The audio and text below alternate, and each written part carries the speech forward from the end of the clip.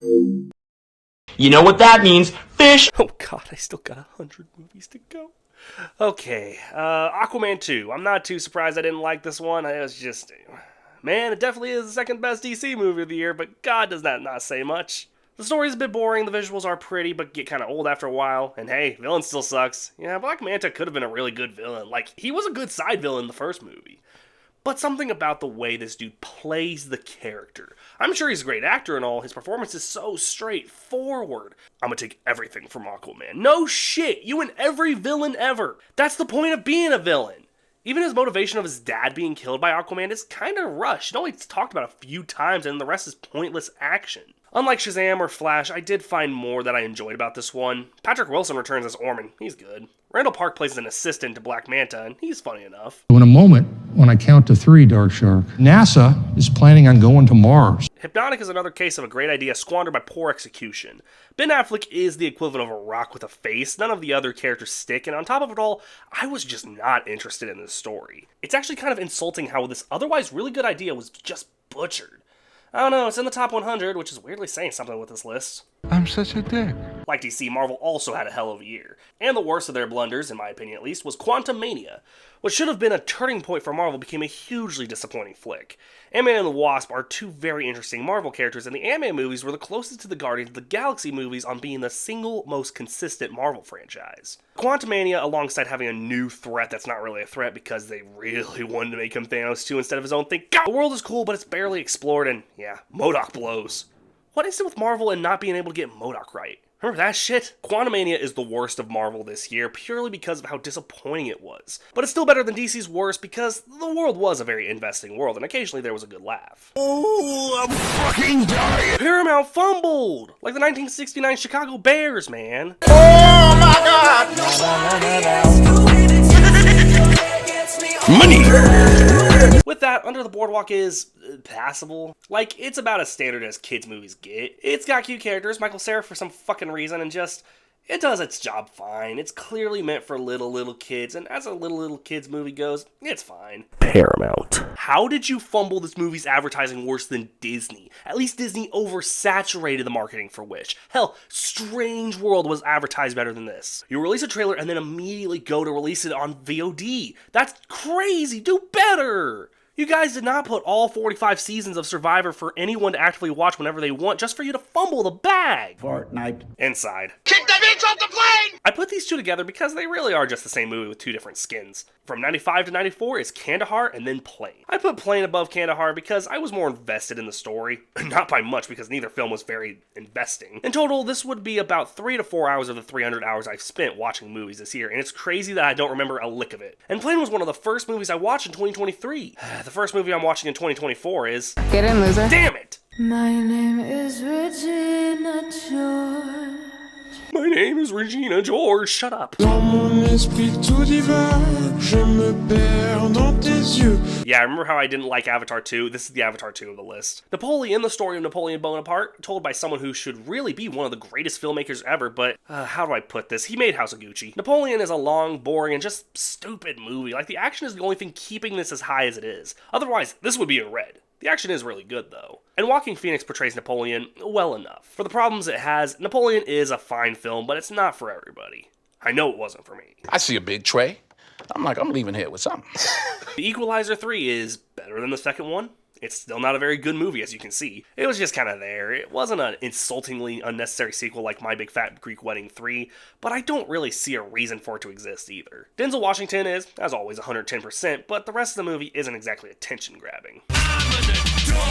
The Adults is probably one of the most miserable movies I've ever watched. Like, it's crazy how miserable every character here is, especially Michael Cera. What is his deal with this here? You went from being in one of my favorite comedies ever to... What is he even doing here? He tells a joke, but it goes on too long and everyone just stares at him? This movie is awkward, but it looks nice. I always like that gritty indie look. And Sophia Lillis tries to save what is otherwise just kind of a miserable flick with the excuse that it's gritty indie. Ariel! The Little Mermaid remake somehow got worse every time I watched it. That being said, it's probably still one of my favorite Disney remakes. It looks a little awkward, and I cannot understand the thought process behind Sebastian in this. Oh, Ariel, I'm out to eat your face! With that, I can safely say it isn't great, but considering the backlash this movie faced, not being great is probably better than it needed to be. But hey, Rob Marshall also directed Chicago! I knew I hated that bit! Squint. Ruby Gillman, Teenage Kraken isn't DreamWorks' best, but it is kind of the start of the movies I don't have much thought on, but I don't hate. As is, I do like this movie fine, with its visuals and colors, and Ruby Gillman is a very likable character. I've already talked about it in my DreamWorks video, so check that out for more details. Toast is cut diagonally, I can't eat it. The Marvels was better than I expected, but I can't say that's saying much because my standards were oh so low. With that, it's not as boring as I thought it would be. The visuals, at times, are good. I like when Miss Marvel's comics come to life. That was something I liked in the show, too. But other than that, I'm indifferent. It's okay, but it's not Marvel's best by a long shot. Saltburn is a film I hear a lot of people liked and a lot of people hated. I'm indifferent on it. It is really just an okay film to me, but it's funny at times. I can't say it was an awful film like some people say, but I get the confusing story will leave some alienated. Way more than you fucking fat fuck! The Machine is like the Little Mermaid remake. I liked it the first time, and every time I rewatched it, it somehow got worse. Starting with, it's not as funny as I remember it being. The stuff I remember being funny just didn't hit the same the second time around. I do like Bert Kreischer's comedy, but he is a very acquired taste, and I get not everyone was going to like this. With that, Kreischer is a good actor, and he works off of frickin' Mark Hamill pretty well. I can't get over that casting. Mark Hamill as Kreischer's dad. That's fucking hilarious. With that, it's not as good as I remember, but I still enjoyed it. Cocaine, bitches. Look at this shit. Cocaine Bear is fine. It's not a film I'm over the hills for, but it's a decent fun time. And hey, it's one of Ray Liotta's last films apparently, so there's that. More dignifying than him in Fool's Paradise, that's for true. It's a bit obnoxious at times, but I still enjoy Cocaine Bear for what it ultimately is. What up, Sonic Squad? Today we're doing some Sonic racing. Rally Road Racers. And now give it some razzle-dazzle. I didn't watch Chain Can Dunk. Yeah, I didn't actually watch Chain Can Dunk. That was Gabe. It's the only movie of these 157 films that Gabe exclusively watched. So, yeah, I can't say much about the placement, but it looks like a sports movie. Buddy Games 2. Buddy Games frickin' 2. How does that work? It doesn't, but it works better than the reality show. This wasn't a good movie, Josh Duhamel. Stop making it a franchise. It's decently funny, a bit weird, and overall I enjoyed it more than the first film, so there's that. I'm an international superstar. Operation Fortune is peak Guy Ritchie filmmaking. The gentlemanly look, Jason Statham, and even Hugh Grant's in there. But if you know Guy Ritchie's films, you'll also know that there's a right and a wrong way for his style, and Operation Fortune definitely plays into the wrong way. With that, it was kind of cool, and the characters were all very Guy Ritchie. I'd say it's a passable spy film that's really only watchable the first time. Hunger Games, I win it all. Yeah, I didn't really enjoy the new Hunger Games movie. Rachel Zegler is fine. Tom Blythe is actually really good as Snow, and the rest of the film kind of just happens. I could live with it, but I wasn't loving everything. I do enjoy the first two movies way more, but third place ain't bad for Ballad of Songbirds and Snakes. I have got to get my dick sucked. This movie's creepy as fuck. With that, Jennifer Lawrence tries to seduce a 19-year-old, and yeah, it's about as awkward as you think it is. But give the film credit, it is supposed to be awkward. That's even the advertising. But I find myself kind of weirded out by how good Lawrence is at this. I don't know, maybe that's reaching, but otherwise the film has a few good lines. The 19-year-old is funny at times. That's the thing, the film is funny at times, and unfortunately there's a whole 20 minutes of just nothing happening, and then there would be just like some funny stuff. With that, the funny stuff is funny, so there's that. Transformers Rise of the Beasts is probably as standard of movie as you can get. It's got robots, useless humans, combination. Yeah, it's debated whether this is actually a good Transformers movie or not. For me, it's alright. Clearly not top tier, but considering the previous two canon films, I think this is fine. Pete Davidson is a little annoying, and yeah, Bumblebee getting killed off was kind of lame, but the action is actually pretty good. I like the new Transformers added, especially this monkey! And Anthony Ramos is probably the best human we've seen in these Transformers movies. I mean, Shia LaBeouf was fine, and Mark Wahlberg, don't remind me. As is, I don't think there's much in terms of Rise of the Beast, but it's better than most of the other newer Transformers movies, so it's got that going for it.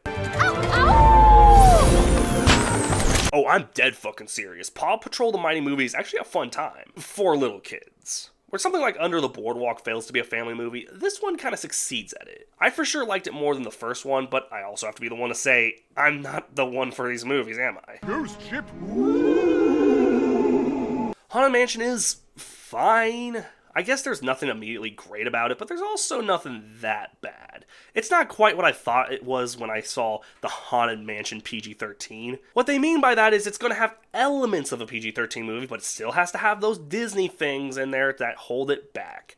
Admittedly, this is still one of the best Disney projects this year, but it's not saying much. I graded you, and you graded me. Next level of sci-fi my ass. The Creator is far from a bad movie. I mean, effort was put in, so immediately it beats out Rebel Moon, but the advertising said this was going to be the next big thing for science fiction, and it's got glimpses of it. John David Washington is great in this. Admittedly, he ranked better here than he did in Amsterdam. I weirdly talk about that movie a lot, and the effects are absolutely gorgeous, but the story lacks so much, and I just can't get into AI-themed stories. They're just not my cup of tea. As is, The Creator is a tough film because I wanted to like it, but the lackluster story holds it back.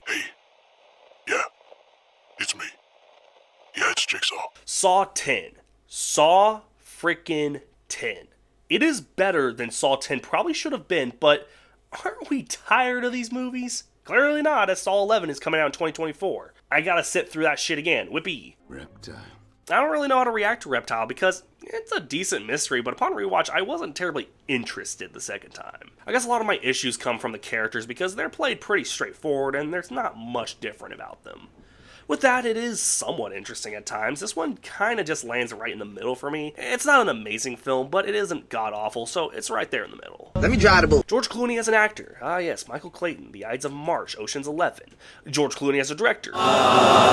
He still has Ides of March. Yeah, he can't seem to catch a break, and I can safely say Boys in the Boat, the last film I saw in theaters this year, is just okay. And I'll say I'm glad it wasn't a movie like Aquaman 2 where I could have been mad how I ended my 2023 theater run. It's just an okay little film that didn't do much for me, but hey, my grandma liked it. It's a decent story being told, though I am kind of sick of the stories we tell in films always relating back to the Nazis. That is getting kind of old, but I guess it keeps older audiences intrigued, so whatever. It is a little sappy and predictable, but I wasn't rolling my eyes at it, so there's also that. Stop posting about. I'm tired of seeing it. Gran Turismo is your basic bitch sports story, but it was based on a video game, so it's more important, I guess. I wasn't terribly impressed with Gran Turismo, but I wasn't hating it either. It was kind of just as standard of film as you get. Underdog enters the big league, struggles at first, but eventually comes out on top. I think this film showing more of the struggle definitely helped it. So many underdog stories just show him going to the big leagues and immediately succeeding. But I'm glad they chose to focus on the inner struggles of this guy, this very real guy. I feel that's why it's above Boys in the Boat, because it did show the real struggles this man went through. But the rest is pretty forgettable. I feel the addition of someone mocking him and trying to act tough was a little unnecessary considering it's a true story. We don't know if that's how he actually acted, but as is, I wasn't hating Gran Turismo, but it just felt very safe. We're all gonna die. Leave the world behind.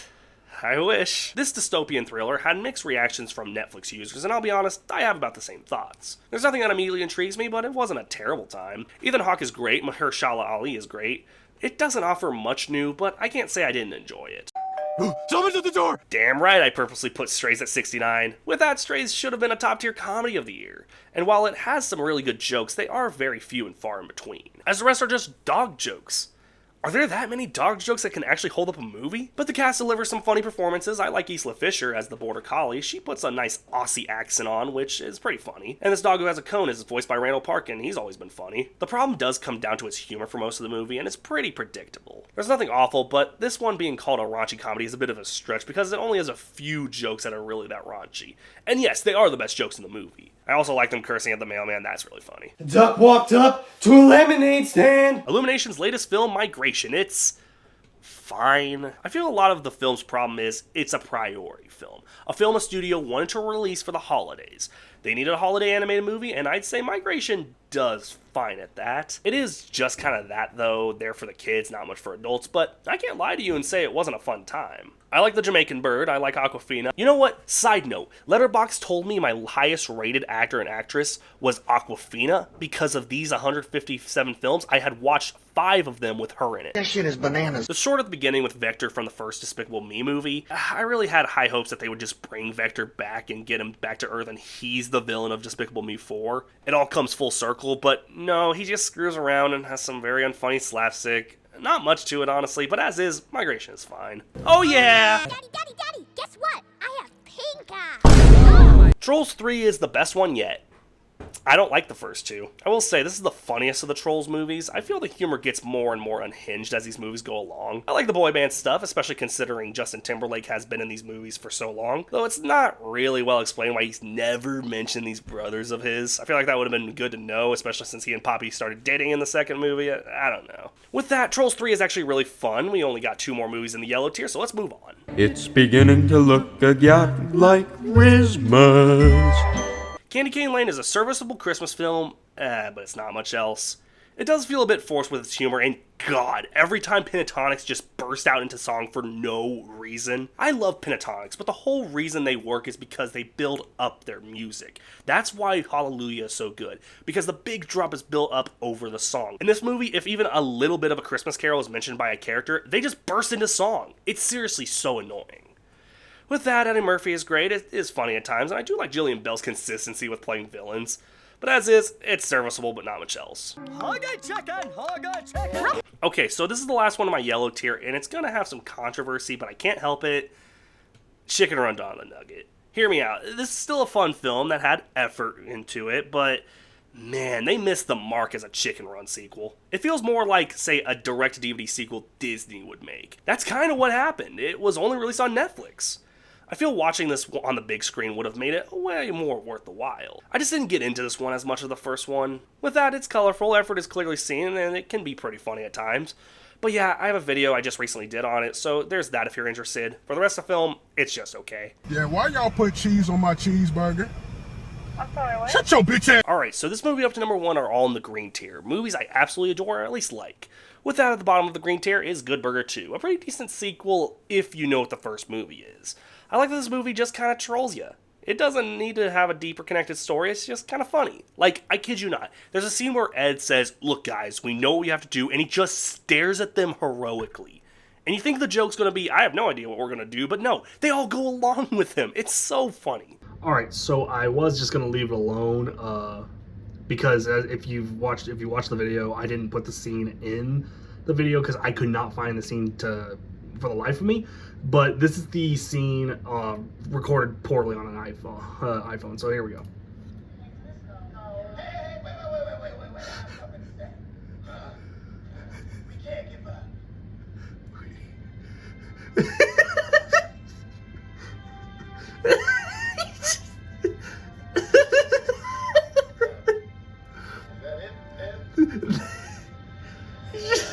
He just stares at them. The whole film is just a delight. I get it's not for everyone, but I liked it personally. How the fuck are you breathing in Extraction 2, A Million Miles Away. Dick's the Musical is such a fun film. Not nearly as funny as I thought it was going to be, but I just wanted to let y'all know, this was the last 2023 release I watched this year. It feels right in this year with a bunch of dicks. Nathan Lane's a highlight, and hey, Megan Thee Stallion is something she doesn't suck as an actress in. Alright. Eat it up.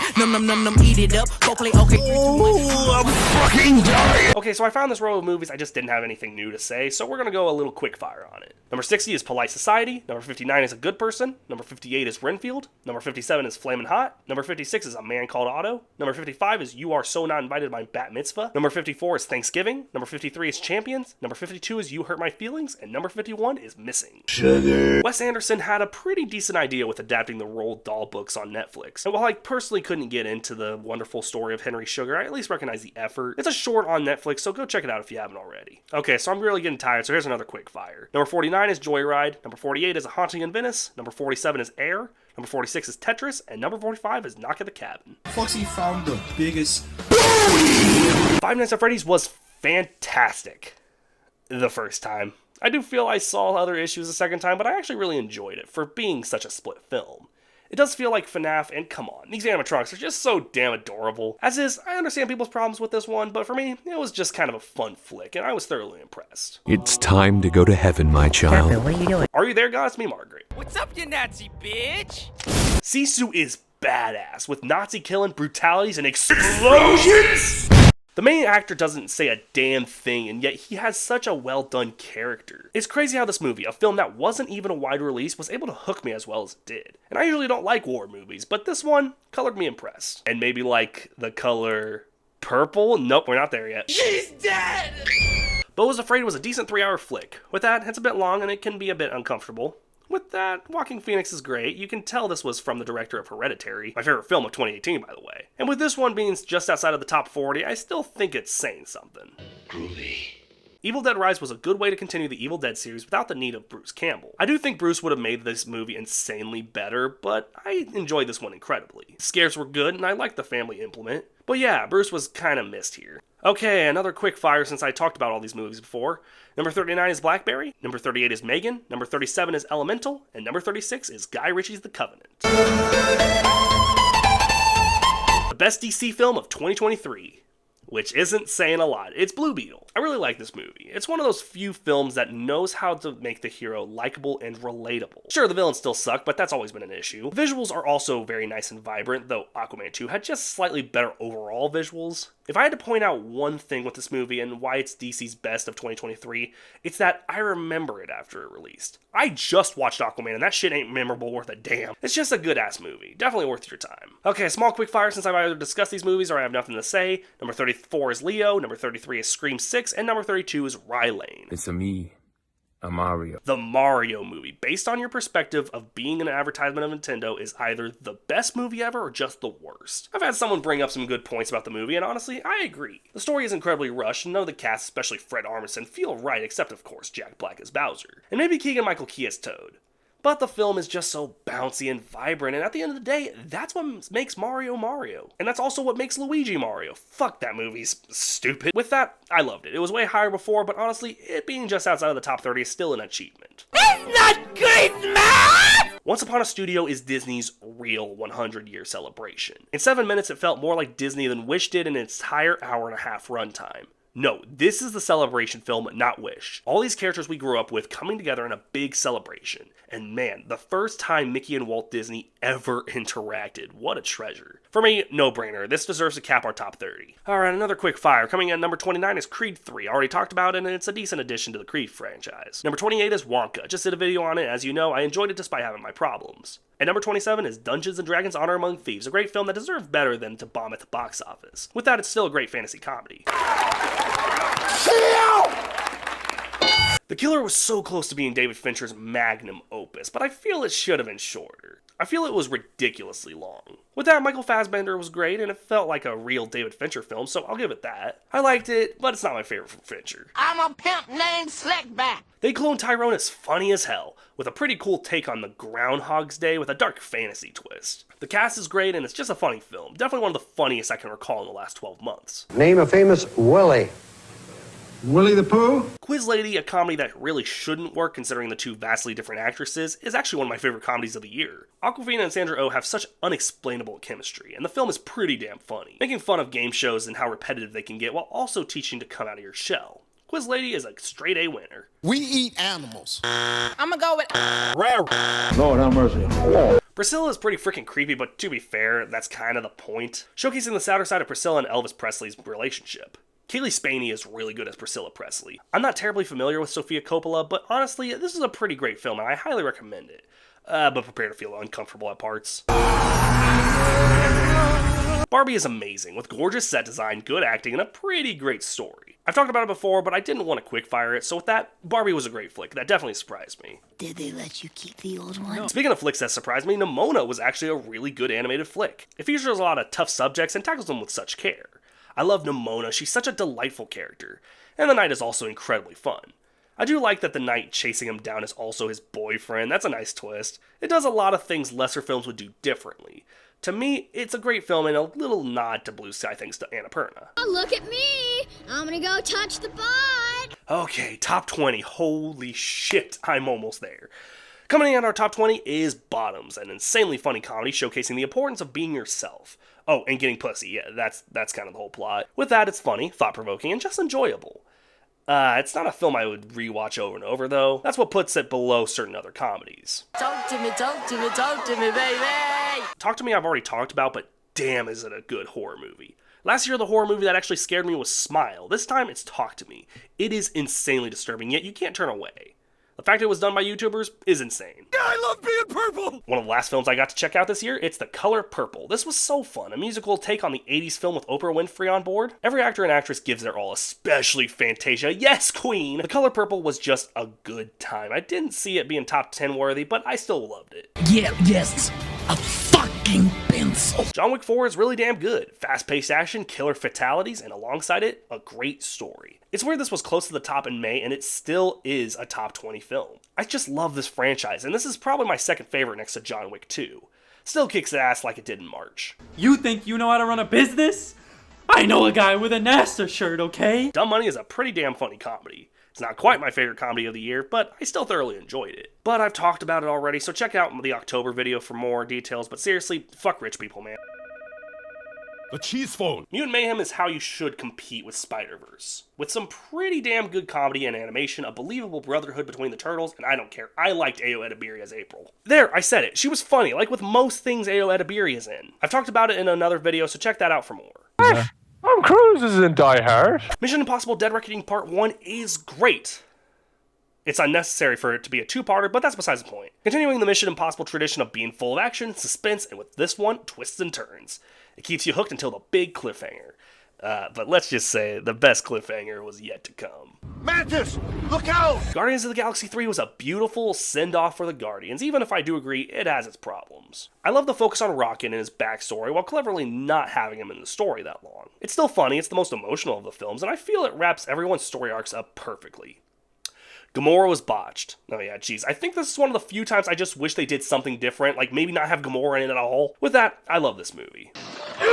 Dream Scenario was a surprise for me personally. It came in at the end of the year, and honestly, it was a great film. I like the little details, like how he's in all these dreams but isn't doing anything special in them. I like the concept itself, it's just a good film. It balances both Nicolas Cage's weirdness with a damn good story. Anderson! While it's weirdly Wes Anderson's worst movie in my opinion, Asteroid City is still a damn good film. Because it feels the most like a Wes Anderson flick. It's dry, it's overly colorful, yet it does feel unique to Anderson's filmography. To me, it didn't matter that it was his worst in my opinion, it mattered that it could still hook newcomers to Wes Anderson's style. To me, it deserves its spot. Just outside, our top 10. We're almost done, guys. Luck be a lady tonight.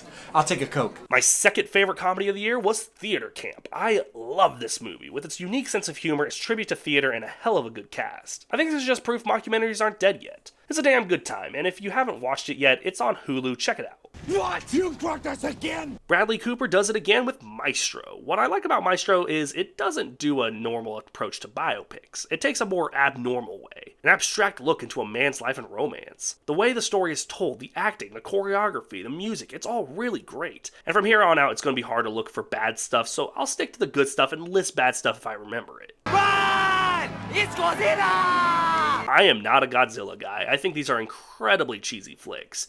But when I tell you Godzilla Minus One surprised me, I'm not kidding. This was a damn good movie. On a Godzilla level, it's weirdly better when the humans are on screen. Yeah, a Godzilla movie is better when the humans are on screen. King of the Monsters just shat itself. It works on an emotional and epic scale, and I can't recommend it enough. If you can deal with subtitles, yeah, no dub on this one.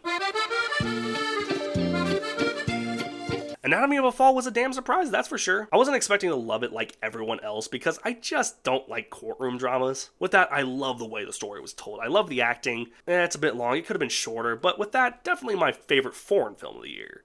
Second favorite. You will? Killers of the Flower Moon was such a good flick. Martin Scorsese has been on a hot streak and he ain't leaving the table yet. Everything works about this movie. The story, the pacing, the characters, the acting, it's all well done. 3.5 hours is a tad ridiculous though. I don't know, I wasn't really invested in the last half hour. With that, I really like this one. It's definitely a good watch.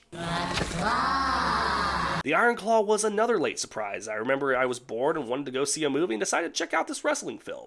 And yeah, I fell in love with it rather quickly. Zac Efron was a total highlight. This is a career high for him for me. Wrestling movies are very easy to mess up, and I'm glad they knew how to handle the sport. The acting from everyone is just great. There isn't a single bad performance here. I will say the middle can get kind of boring, but if you can handle that, you'll love this one like I did. There's roughly 14 days of winter vacation. My favorite comedy of the year, The Holdovers. Alexander Payne is back, and this was such a good film. You really feel for the characters and what they're going through because they are such real and tragic characters. Paul Giamatti is really funny in this. I love his quips at the students. I love his completely bullshit words of wisdom. And I'm gonna say it, the lady who plays the lunch lady is very underrated. She deserves an Oscar, honestly. She was really that good. The Holdovers was a delight, and I can't wait to rewatch. They're bombs. Oppenheimer is probably my favorite Christopher Nolan film. A lot of directors made career highs with this year, and Oppenheimer is pure evidence of that. It's emotional, it's gripping, the scene where they test the bomb is incredible. It's one of the best scenes I think I've ever seen in cinema, to be honest. The length feels necessary. It's the only one of the 3-hour films I actually feel the length was justified. For me, it was definitely worth to sit through this. Definitely close to my favorite of the year. Past Lives is like a tragedy and a bittersweet symphony all at once. The fact that I fucking hate romance movies, yet this director debut is somehow better than most romance movies from experienced directors. Past Lives is like a character study for me. The leads are so likable, yet you know tragedy will strike. But you don't want it to, and that's the tragic part. Past Lives proved me wrong, and I'm glad I got it in the last moment. But one movie had me emotionally attached from day one. I'm gonna crease your J's. It had to be Across the Spider-Verse. As great as The Holdovers, Killers of the Flower Moon, Past Lives, and Oppenheimer all were, I didn't have expectations like I had with Across the Spider-Verse. I adored the first film, and this one needed to somehow just live up to that. And it did so much more. It hooked me. It kept me wanting more. You wanted to see what happened next, and it all led up to a big cliffhanger that just settled it. This was my top film of 2023 regardless. The other films might have been more professional to put at the top, but I can't help myself. Across the Spider-Verse was my favorite movie of 2023. 2023 was rough for me. Despite graduating, I went back and forth on jobs and wasn't sure where I would end up. But this year was also the year I became monetized on YouTube. I hit a decent milestone and only plan to grow and laugh with you guys as the years go on. Thank you all for an amazing year, and I can't wait to share 2024 with all of you.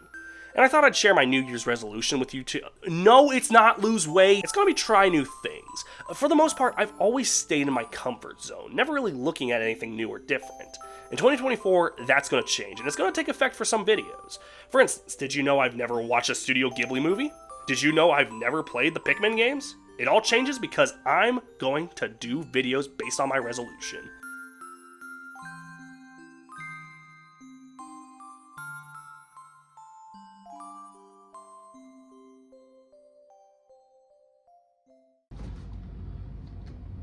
What happened?